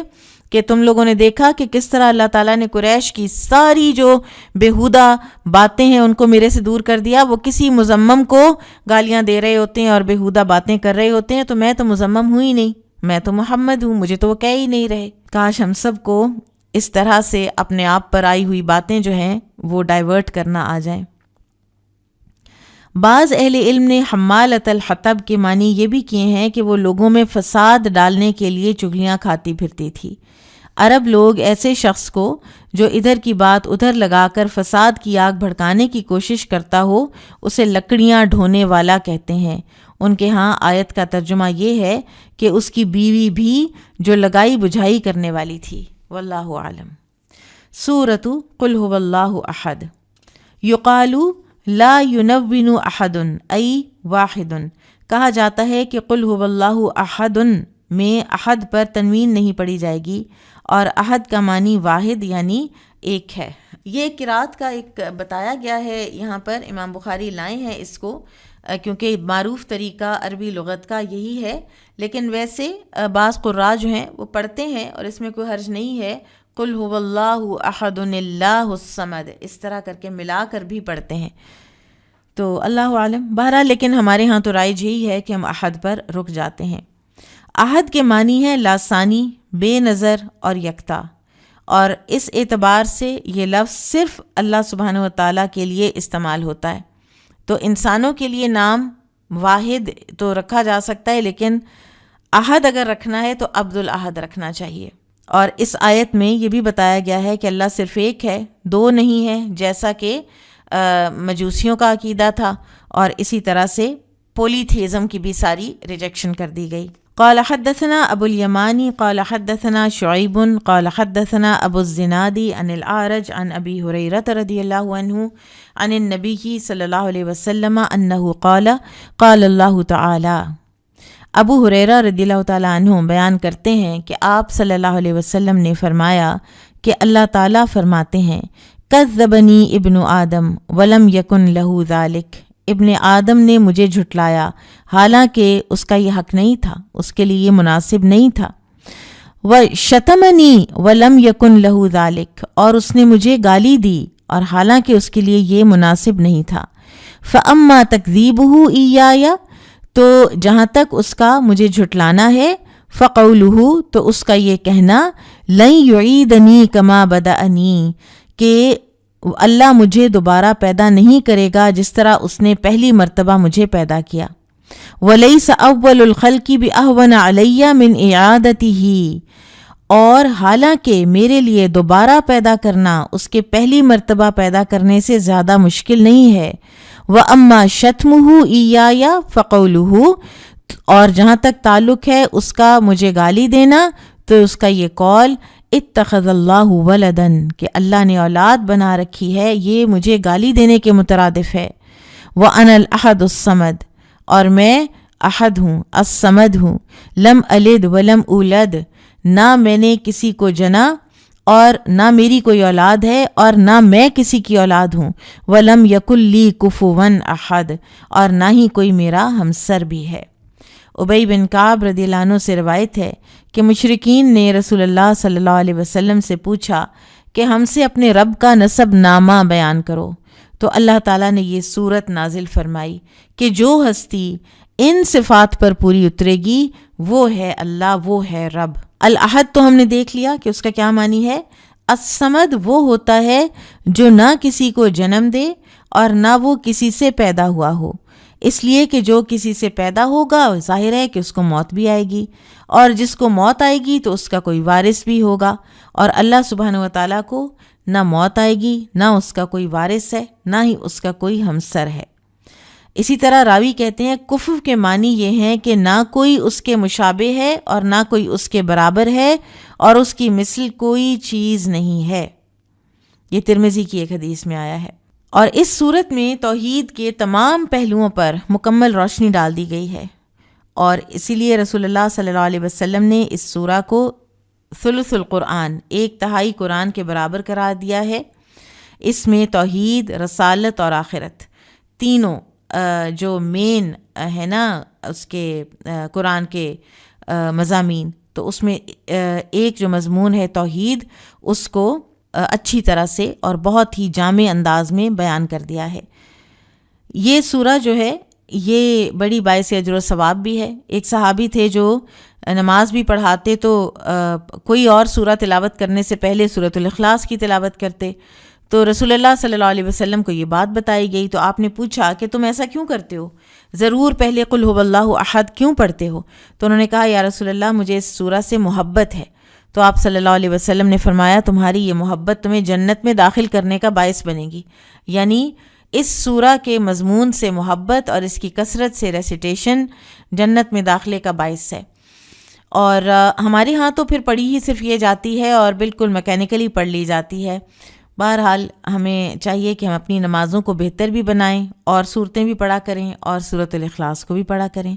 پھر اسی طرح سے یہی سورہ وسوسوں کا علاج بھی بتائی جاتی ہے، اور آج کل جس طرح یوتھ کے دلوں میں بہت ینگسٹرز کے دلوں میں وسوسے آتے ہیں، ڈاؤٹس، کنفیوژنز آتی ہیں، تو بعض اوقات بہت زیادہ بحث مباحثہ کرنے کے نا ان کو کہا کریں لا الہ الا اللہ اور سورۃ الاخلاص، اس کو ذرا کثرت سے پڑھنا شروع کرو۔ باب قولہ اللہ الصمد، اللہ بے نیاز ہے کا بیان۔ والعرب تسمی اشرافها الصمد قال ابو وائل هو السید الذی انتہى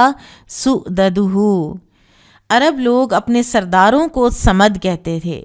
ابو وائل کہتے ہیں کہ صمد وہ سردار ہے جس پر سرداری ختم ہو جاتی ہے۔ صمد میں بنیادی طور پر دو باتیں پائی جاتی ہیں، ایک یہ کہ کسی چیز کا ٹھوس اور مضبوط ہونا، اور دوسرے یہ کہ لوگ ہر طرف سے اس کی طرف رجوع کریں۔ تو اس اعتبار سے الصمد ذات وہی ہو سکتی ہے جو خود مستقل، قائم اور زندہ ہے، الحی اور القیوم ہے۔ وہ ذات کسی اور کی محتاج نہیں ہونی چاہیے، جبکہ ساری کی ساری مخلوق اس کی محتاج ہو، اور یہ صفات صرف اور صرف اللہ سبحانہ و تعالیٰ ہی کے لیے ہیں۔ قال حدثنا اسحاق بن منصور قال حدثنا عبد الرزاق قال اخبرنا معمر عن همام عن ابي هريرة قال قال رسول الله صلى الله عليه وسلم كذبني ابن آدم ولم يكن له ذلك وشتمني ولم يكن له ذلك اما تكذيبه إياي ان يقول اني لن اعيده كما بدأته واما شتمه إياي ان يقول اتخذ الله ولدا وانا الصمد الذي لم ألد ولم أولد ولم يكن لي كفوا أحد لم یلد ولم یولد ولم یکن لہ کفوا احد کفوا وکفیئا وکفاء واحد۔ ابو ہریرہ رضی اللہ عنہ سے روایت ہے کہ رسول اللہ صلی اللہ علیہ وسلم نے فرمایا کہ اللہ تعالیٰ فرماتے ہیں ابن آدم نے مجھے جھٹلایا حالانکہ اس کے لیے یہ مناسب نہ تھا، اور اس نے مجھے گالی دی حالانکہ اس کے لیے یہ بھی مناسب نہ تھا۔ اس کا مجھے جھٹلانا اس کا یہ کہنا ہے کہ میں اسے دوبارہ زندہ نہیں کر سکتا جیسا کہ میں نے اسے پہلی دفعہ پیدا کیا تھا، اور اس کا مجھے گالی دینا یہ کہنا ہے کہ اللہ نے بیٹا بنا لیا ہے حالانکہ میں بے نیاز ہوں، نہ میری کوئی اولاد ہے اور نہ میں کسی کی اولاد ہوں، اور نہ میرا کوئی ہمسر ہی ہے، نہ اس نے کسی کو جنا اور نہ وہ خود جنا گیا، اس کا کوئی ہمسر ہی نہیں، وہ یکتا ہے۔ کفواً، کفیئن اور کفاءن سب ہم معنی ہیں۔ سورۃ قل اعوذ برب الفلق۔ وقال مجاہد الفلقی الصبحی، مجاہد کہتے ہیں الفلق کے معنی ہے صبح، وغاسق اللیل، اور غاسق کے معنی ہے رات۔ اذا وقب غروب الشمس، اذا وقب سورج کا ڈوب جانا مراد ہے۔ یقال ابین من فرقی و فلق الصبح، اور کہا جاتا ہے کہ یہ بات فرق صبح اور فلق صبح سے زیادہ روشن اور واضح ہے۔ وقبہ اذا دخل فی کل شیء واظلم، وقبہ اس وقت بولا جاتا ہے جب کوئی چیز دوسری میں گھس جائے اور اندھیرا ہو جائے۔ قال حدثنا قتيبة بن سعيد قال حدثنا سفيان عن عاصم وعبدة عن زر بن حبيش قال سألت أبي بن كعب عن المعوذتين فقال سألت النبي صلى الله عليه وسلم فقال قيل لي فقلت فنحن نقول كما قال رسول الله صلى الله عليه وسلم۔ زر بن حبیش تابعی ہیں، رحمہ اللہ سے روایت ہے، وہ کہتے ہیں ابی بن کعب رضی اللہ عنہ سے معوذتین کے بارے میں پوچھا تو انہوں نے بیان کیا کہ میں نے نبی صلی اللہ علیہ وسلم سے پوچھا تھا تو آپ صلی اللہ علیہ وسلم نے فرمایا مجھے کہا گیا تو میں نے اس طرح کہہ دیا، یعنی قل جو شروع میں کہا جا رہا ہے نا، ٹھیک ہے، ورنہ تو صرف اعوذ سے شروع ہونا چاہیے نا، چنانچہ ہم بھی اسی طرح کہتے ہیں جس طرح رسول اللہ صلی اللہ علیہ وسلم نے کہا۔ یہ دو صورتیں قرآن کے آخر میں فلق اور ناس معوذتین کہلاتی ہیں، ان کے کلام اللہ ہونے میں کوئی شک نہیں، اور اسی طرح معوذتین کے قرآن ہونے پر صحابہ کرام کا بھی اجماع ہے۔ البتہ ابن مسعود رضی اللہ عنہ کے متعلق مختلف آراء ہیں۔ ایک رائے یہ ہے کہ وہ انہیں قرآن میں شامل نہیں سمجھتے تھے۔ بعض روایات میں آتا ہے کہ وہ ان دونوں صورتوں کو قرآن سے کھرچ ڈالتے اور کہتے کہ یہ دونوں کتاب اللہ سے نہیں ہیں۔ دوسری رائے یہ ہے کہ عبداللہ بن مسعود انہیں قرآن میں شامل ہونے کا تو انکار نہیں کرتے تھے، البتہ مصحف میں نہیں لکھتے تھے۔ ان کی رائے یہ تھی کہ مصحف میں قرآن مجید کا کوئی حصہ اس وقت لکھا جائے گا جب رسول اللہ صلی اللہ علیہ وسلم لکھنے کی اجازت دیں۔ تیسری رائے یہ ہے کہ بعض اہل علم نے ابن مسعود رضی اللہ عنہ کی طرف اس قول کی نسبت کو ہی غلط قرار دیا ہے، کیونکہ عاصم اور حمزہ اور کسائی کی روایت قرات کا سلسلہ عبداللہ بن مسعود تک ہی تو پہنچتا ہے، اور ان تینوں کی جو روایت ہے قرات کی اس میں معوذتین موجود ہیں۔ تو اس سے ساری باتوں کی تطبیق یہ ہوتی ہے، کی جا سکتی ہے کہ عبداللہ بن مسعود پہل یہ ذہن رکھتے تھے کہ معوذتین قرآن کا حصہ نہیں ہے، لیکن بعد میں انہوں نے رجوع کر لیا تھا، ٹھیک ہے، جیسا کہ ہمیں ان کے شاگردوں امام عاصم، امام حمزہ، امام کسائی ڈائریکٹ شاگرد نہیں ہیں، لیکن ان کی چین جو ہے سند کی وہ ابن مسعود تک پہنچتی ہے، ان کی روایات سے معلوم ہوتا ہے۔ یہ جو سورہ ہے قل اعوذ برب الفلق، اس میں آپ دیکھیں کہ کچھ چیزیں ہیں جن سے پناہ مانگنا جو ہے اس کو نبی صلی اللہ علیہ وسلم کو تلقین کی گئی ہے. برب الفلق من شر ما خلق، ہر اس چیز کے شر سے جو اللہ نے پیدا کی. اور اس میں ہم عموماً ایک ایسی چیز کے شر کو بھول جاتے ہیں جس سے نبی صلی اللہ علیہ وسلم نے پناہ مانگی ہے. نعوذ باللہ من شرور انفسنا، اپنے آپ کے شر سے، اپنے نفسوں کے شر سے. تو یاد رکھنا چاہیے کہ انسان بعض اوقات سب سے بڑا دشمن اپنا خود بن جاتا ہے. تو اپنے نفس کے شر سے، اور اس کے شر سے بچنے کا بیسٹ طریقہ یہ ہے کہ جب بھی یہ کوئی مطالبہ کرے تو عموماً اس کی بات جو ہے اس کو ریجیکٹ کیا جائے. جب بھی یہ نفس پرستی کی طرف مائل کرے تو چیک کیا جائے کہ ہاں کتنا مجھے فائدہ ہے اس کی بات کو ماننے میں، اور اسی وقت جو سیلف انالیسز ہے نا، اور مراقبہ اور محاسبہ، وہ اس کے شر کو مدھم کر دیتا ہے. پھر ایک اور جو یہاں پر وَمِن شَرِّ النَّفَّاثَاتِ فِي الْعُقَدِ، تو اس سے مراد جادوگرنیاں بھی ہیں، اور جمع سالم مؤنث جب آتی ہے تو اس میں میل فیمیل دونوں بھی شامل ہوتے ہیں عربی فصاحت کی جو اصول ہیں ان کے مطابق. تو لہٰذا اس سے مراد جادوگرنیاں بھی ہیں اور جادوگر بھی ہیں. پھر ایک اور اہم جس چیز سے پناہ مانگنے کا کہا گیا ہے وہ ہے وَمِن شَرِّ حَاسِدٍ إِذَا حَسَدَ. حاسد کون ہوتا ہے؟ وہ انسان جو کسی دوسرے کے لیے خیر کو پسند نہیں کرتا. یہ اس کے دل کی کیفیت ہوتی ہے، اور جب وہ اس پر ایکٹ کرنے لگے اذا حسد، تو پھر تو اس کا شر بہت بڑھ جاتا ہے. پھر وہ نظر بھی لگا دیتا ہے، پھر وہ کوئی ٹینجیبل نقصان پہنچانے کی کوشش بھی کر سکتا ہے، جیسا کہ بہت دفعہ دیکھا بھی گیا ہے. اور حسد کا ایک سب سے بڑا جو وجہ ہے نا، وہ ہے انسان کی عقل کی کمی اور اس کے دین کی کمی. جہاں تک دین کی کمی کا تعلق ہے تو اللہ سبحانہ و تعالی سورہ النساء میں فرماتے ہیں آیا 54،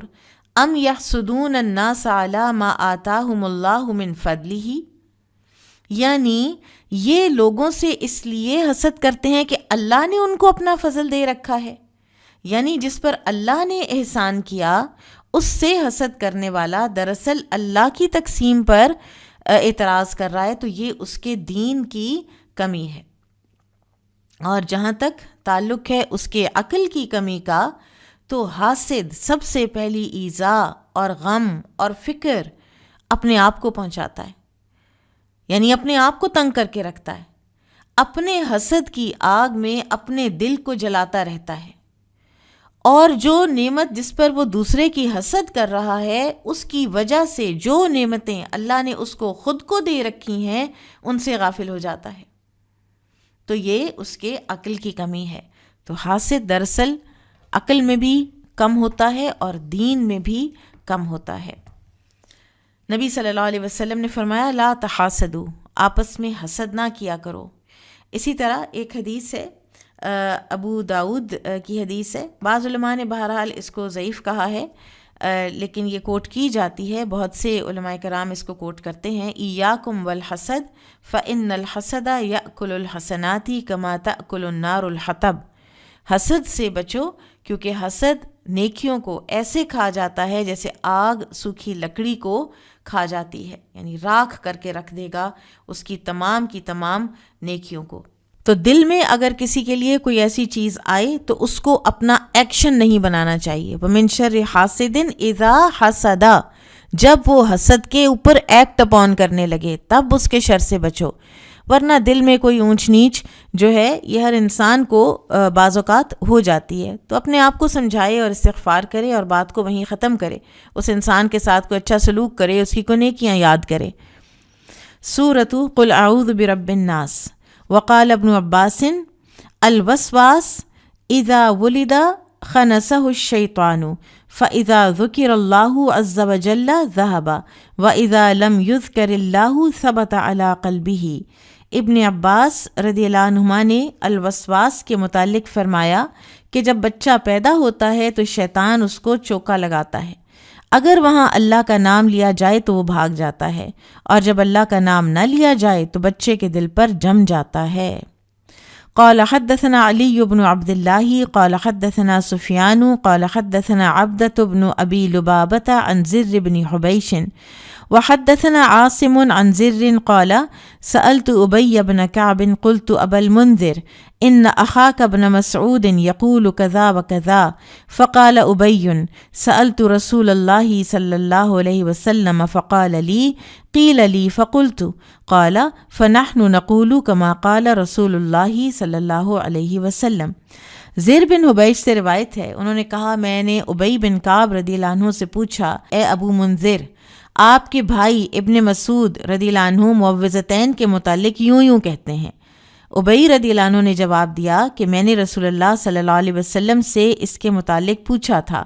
تو آپ صلی اللہ علیہ وسلم نے مجھ سے فرمایا، مجھے کہا گیا ایسا کہہ تو میں نے کہہ دیا۔ تو ابی بن کعب نے کہا ہم بھی وہی کہتے ہیں جو رسول اللہ صلی اللہ علیہ وسلم نے فرمایا تھا۔ ابی بن کعب رضی اللہ عنہ کی یہاں پر کمال دانائی اور دیانتداری پتہ چلتی ہے کہ اختلاف سے بچنے کے لیے آپ نے سوال کا کوئی اور جواب نہیں دیا، بلکہ وہی الفاظ نقل کر دیے جو انہوں نے رسول اللہ صلی اللہ علیہ وسلم سے سنے تھے، اور یہیں حجت تمام ہو جاتی ہے۔ اصل میں دلیل ہوتی ہی سب سے بڑی یہ ہے کہ رسول اللہ صلی اللہ علیہ وسلم نے یہ فرمایا۔ اب پناہ مانگنے کے فعل میں 4 چیزیں لازمی طور پر ہوتی ہیں۔ ایک، بجائے خود پناہ مانگنا، دوسرا پناہ مانگنے والا، تیسرا جس کی پناہ مانگی جائے، اور چوتھا وہ جس سے پناہ مانگی جائے۔ مثلاً ہم اللہ کی پناہ میں آتے ہیں شیطان کے شر سے، تو خود ہم پناہ مانگنے والے ہیں، اللہ پناہ دینے والا ہے، شیطان کے شر سے پناہ چاہتے ہیں، اور ہمارا اللہ سے التجا کرنا پناہ مانگنے کا عمل ہے۔ ٹھیک ہے، تو سورۃ الفلق میں اللہ کی ایک صفت کے حوالے سے 4 چیزوں سے پناہ طلب کی گئی تھی: مخلوق کے شر، رات کے شر، گرہ میں پھونکنے والیوں کے شر اور حاسد کے شر سے، جبکہ سورۃ الناس میں اللہ تعالیٰ کی 3 صفات کا حوالہ دے کر ایک چیز سے پناہ مانگی گئی ہے، اور وہ کیا ہے؟ وسواس الخناس کے شر سے پناہ طلب کرنا۔ تو اس کا مطلب یہ ہے کہ وسواس اور خناس سے پناہ بہت عظیم ہے۔ وسوسے بہت گھناؤنی شکل اختیار کر لیتے ہیں اگر ان کو کنٹرول نہ کیا جائے، اور وسوسے کو کنٹرول کرنے کا جو طریقہ ہے نا، وہ یہ ہے کہ ان کی طرف توجہ ہی نہ دیں۔ مثلاً آپ نماز پڑھتے ہیں، آپ نے سورہ فاتحہ پڑھی ہے، الا یہ کہ آپ کو یقین ہے کہ آپ نے نہیں پڑھی، آپ کو بالکل پکا یقین ہے کہ آپ رکوع سے اٹھتے ساتھ قرات میں لگ گئے ہیں اور سورۃ الفاتحہ نہیں پڑھی، ورنہ اگر آپ کو ان بٹوین آپ کی رکعت کے یا اگلی قرات کے وہ کہتے ہو پتہ نہیں پڑھی ہے کہ نہیں پڑھی، پتہ نہیں پڑھی ہے کہ نہیں پڑھی، تو وہ پڑھی ہوتی ہے۔ ٹھیک ہے، اور اس کو آپ نے ریجیکٹ کرنا ہے اس شک کو، ورنہ یہ بہت، مجھے کسی نے بتایا کہ وہ 16 رکعتیں عصر کی نماز کی پڑھ جاتی ہیں اور ان کو پھر بھی گنتی نہیں آ رہی ہوتی۔ تو پھر اسی طرح کچھ بچیوں کے بارے میں پتہ چلا کہ جن کو ہر وقت یہ وسوسہ رہتا ہے کہ وضو ٹوٹ گیا، تو آپ دیکھیں کتنا ایک پازیٹیو اور ایک انسانی نفسیات کے بالکل عین مطابق ہمیں حل بتایا گیا ہے کہ شک سے وضو نہیں ٹوٹتا۔ شک ہے نا، یقین تو نہیں ہے نا، بس نماز پڑھو چپ کر کے اپنی، تو اس طرح آپ کے وسوسے کمزور ہو جائیں گے۔ شیطان کا یہ حملہ بہت کمزور ہے، لیکن جب ہم اس کی طرف توجہ کرتے ہیں تو یہ وسوسہ بہت مضبوط شکل اختیار کر جاتا ہے۔ اور اس میں اللہ تعالیٰ کی 3 صفات، رب الناس، ملک الناس، الہ الناس، ان 3 صفات کا واسطہ دیا جا رہا ہے اور شیطان سے پناہ طلب کی جا رہی ہے۔ بارک اللہ فیکم، سبحانک اللہم و بحمدک، اشہد ان لا الہ الا انت، استغفرک و اتوب الیک۔ الحمدللہ کہ سورۃ الناس ختم ہوئی اور کتاب التفسیر مکمل ہوئی۔ الحمدللہ الذی بنعمتہ تتم الصالحات۔ اللہ سبحانہ و تعالیٰ